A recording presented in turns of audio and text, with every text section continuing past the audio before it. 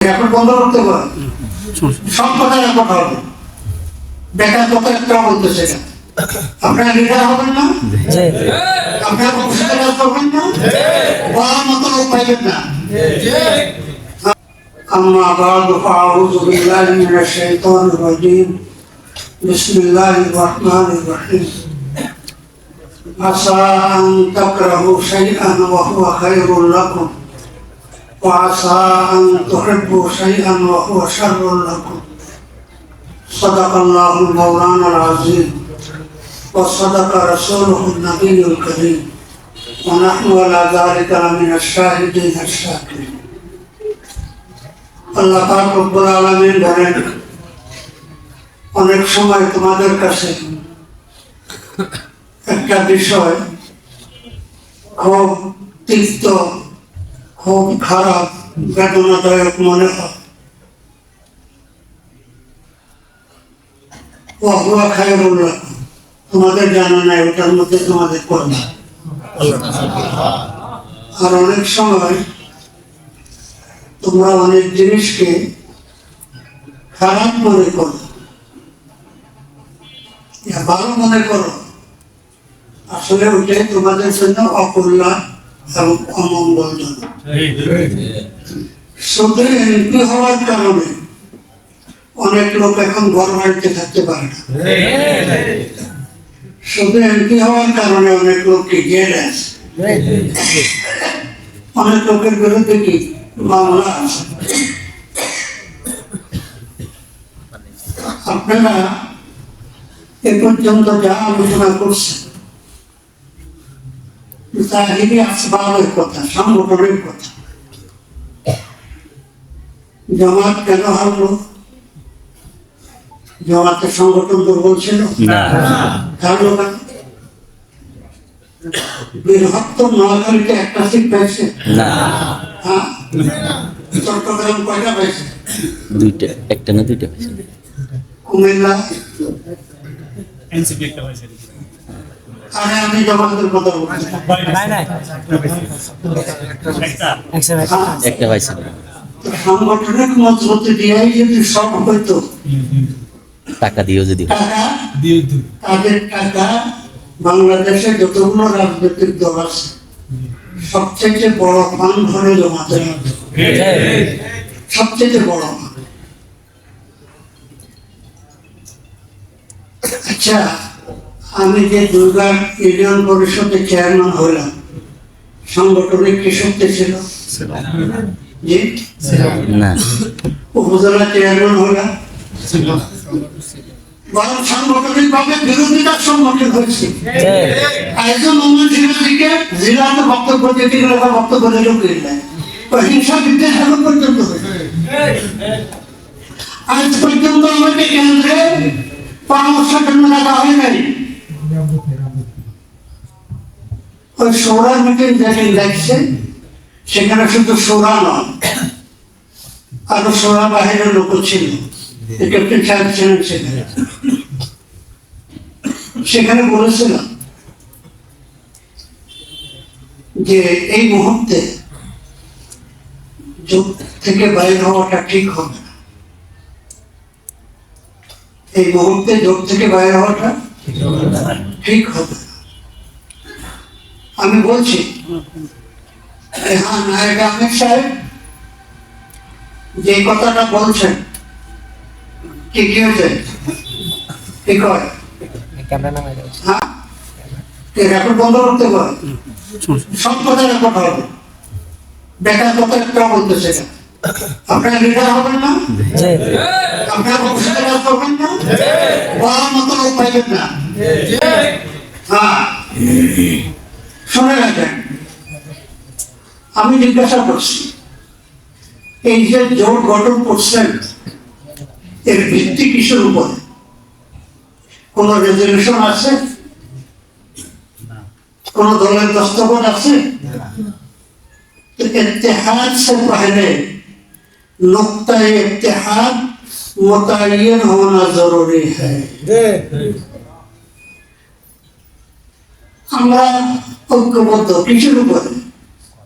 ওই সময় যদি এই কথাটা লেখা থাকতো যে দেশের শরিয়া আইন বাস্তবায়ন করার জন্য আমরা ইসলামী দলগুলো ঐক্যবদ্ধ হইতেছি। লক্ষ্য কি? শরিয়া আইন বাস্তবায়ন করা অথবা ঘুষ দুর্নীতি দূর করা। একটা টার্গেটের উপরে, একটা কথার উপরে যদি দস্তখত করে ঐক্য হইতাম, তাহলে এখান থেকে বাইরে হইলে তাকে দোষী সাব্যস্ত করতে পারতাম। এই কথা কি না? যে তোমার দস্তখত এখানে তুমি শরিয়া আইন বাস্তবায়ন করার জন্য জোটে ছিলা, জোটে আসছো, এখন কিভাবে বলো যে ক্ষমতায় গেলে শরিয়া আইন বাস্তবায়ন করবো না? লিখিত ভাবে কিছুই হয় না, ফাউন্ডেশন ছাড়া পাঁচতলা বিল্ডিং, কি করবো? তারপরে বলেছিলাম যে নায়েব আমির সাহেব যে কথা বলছেন যে আমাদেরকে বাইরে করবে, যে আমরা বাইরে করে দেব, তো জমাকে বের করে দেন, কিন্তু বের করবে যে বাকি ইসলামী দলগুলো সাথে আপনাদের জোট ঠিক আছে? কারোর সাথে কোনো জোট ঠিক নেই। জামাত যেরকম চরমনাইকে অবহেলা করছে, ইসলামী আন্দোলন বাকি দলগুলোকে অবহেলা করছে, কোনো গুরুত্ব দেয় না। তাহলে মামুনুর হক সাহেব থাকে যায় কেন? প্রথম সংবাদের সম্মেলনে তো যায় না, দ্বিতীয়বার গেল। আমি বলছি এই মুহূর্তে ইউটার্নের একটা সময় থাকে, জোয়ার প্রসঙ্গ বেগে চলতেছে একদিকে, আপনি জোয়ারের গতি খেলতে পারবেন? গোটা দেশ, গোটা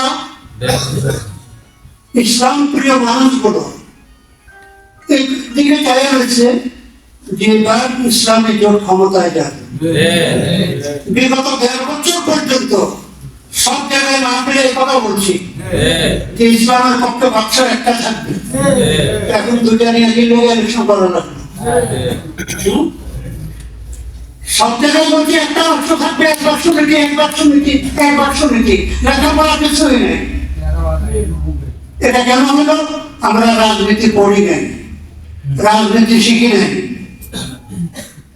বাস্তব কথা, রাজনীতি পড়ে নাই। যারা রাজনীতি করছে, আমি এই কথা প্রত্যেকে বলতেছি, ছাত্র জীবন থেকে একাডেমির সাথে চলে আসছে। এইবার নির্বাচনে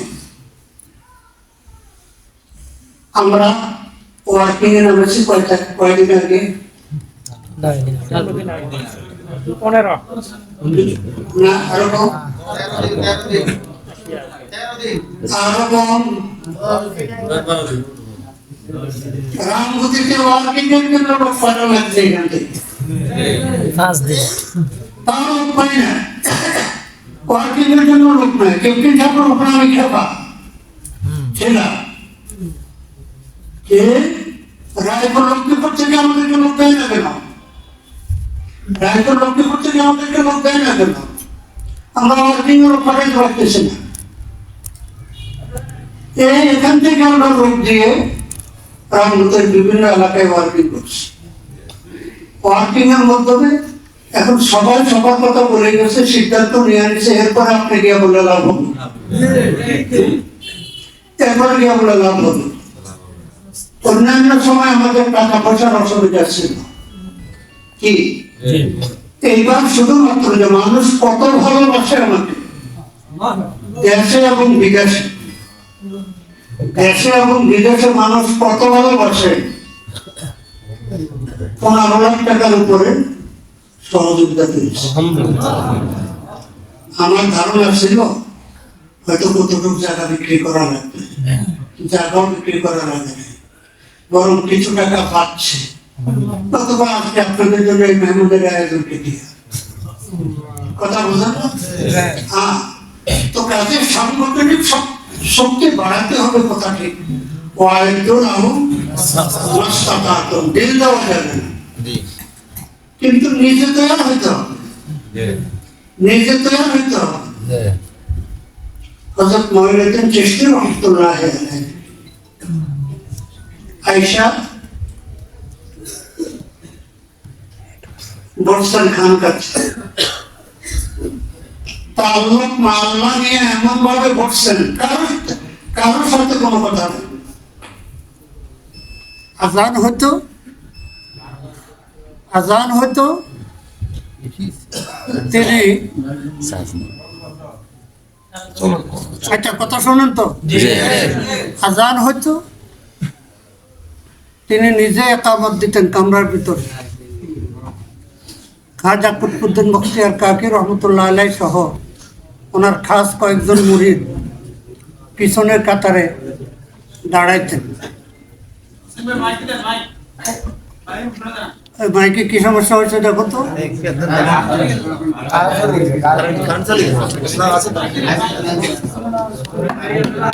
আচ্ছা আচ্ছা শোনেন, কথা শোনেন তো। আরে আপনি আওয়াজ বন্ধ রাখেন, শোনা যাক না যাক।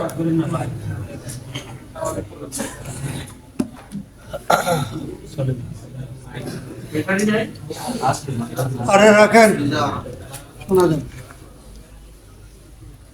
তো হযরত কুতবুদ্দিন বখতিয়ার কাকি রহমতুল্লাহ আলাইহি বলেন যে খাজা সাহেব যখন সালাম ফিরাইতেন, আসসালামু আলাইকুম ওয়া রাহমাতুল্লাহ, আমরা দূরে সরে যেতাম। কাতার ছিলাম যে দূরে সরে যেতাম, যে ওনার চোখের জুতি যদি আমাদের দিকে পড়ে আমরা জ্বলে যাব। নিজকে তৈরি করছেন। পরে হযরত খাজা কুতবুদ্দিন রহমতুল্লাহ আলাইহি দিল্লিতে দাওয়াত দিলেন, আজমির থেকে দিল্লি আসবেন। এখন এটা জানাজানি হওয়ার পরে হিন্দুরা যে মুসলমানদের সাধু আজমির থেকে দিল্লি যান, এরা আগ থেকে রাস্তার দুই পাশে সারিবদ্ধভাবে দাঁড়াইছে, কেউ গাছের উপরে, কেউ বিল্ডিং এর ছাদের উপরে, যে একটা নজর দেখবেন। হযরত খাজা মঈনুদ্দিন চিশতি রহমতুল্লাহ আলাইহি শুধু যাওয়ার টাইমে এদিকে একটা নজর, যেখানে নজর পড়ছে সবাই লা ইলাহা ইল্লাল্লাহ, এদিকে একটা নজর। একদিনে দিল্লি যাওয়ার পথে বেশ কয়েক হাজার লোক মুসলমান হয়ে গেছে। কিসের দ্বারা হচ্ছে? নিজকে তৈরি করা, নিজকে তৈরি করা। আজকে সব কিছু আছে, সংগঠন দেওয়া হবে না, কিছুই দেওয়া হবে না, নিজকে তৈরি করেন। এক একজনের দ্বারা 1000 কাজ।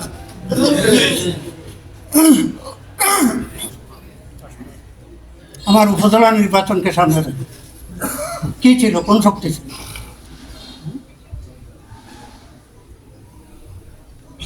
$7,00,000 মতো ঋণ ছিল।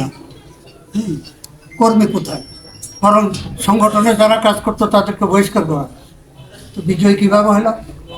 কি সাংগঠনিক শক্তি দিয়ে? আজকে ওই মানুষগুলাই কমলনগরে কেন ওই ভোট পেলাম না? কমলনগরে ওই ভোট পেলাম না কেন? যে একটা জোয়ার ইসলামী ঐক্য আমরাই বলে আসছি 1.5 বছর। হঠাৎ করে ইউটার্ন নেওয়াতে মানুষ এটা বুঝে উঠছে। যতই বোঝানোর চেষ্টা করছে, এটা মানুষকে বোঝাতে আমরা পারি না। যাই হোক, সংগঠন করেন, একলাসের সাথে করেন, নিজকে তৈরি করেন।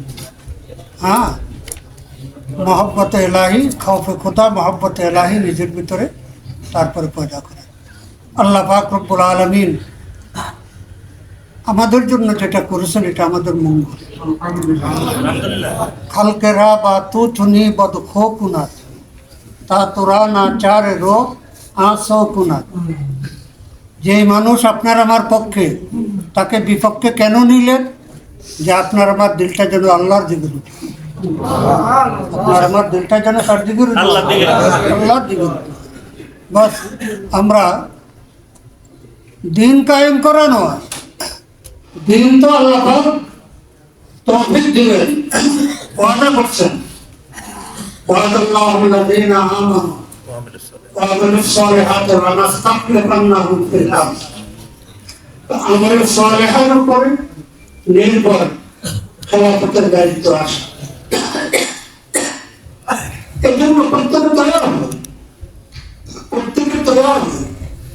দাওয়াতে আসর করবে সাংগঠনিক কাজ ওয়াহিদুল আহমদ তাকাত হিসাবে করবো, কিন্তু নির্ভর কারো করবে আল্লাহর উপরে। রাজনীতি আমাদের খুবই দুর্বল, এটাকে শক্তিশালী করতে হবে। আর এখন থেকে সময় আসলে মাঠে নামবেন তা নয়।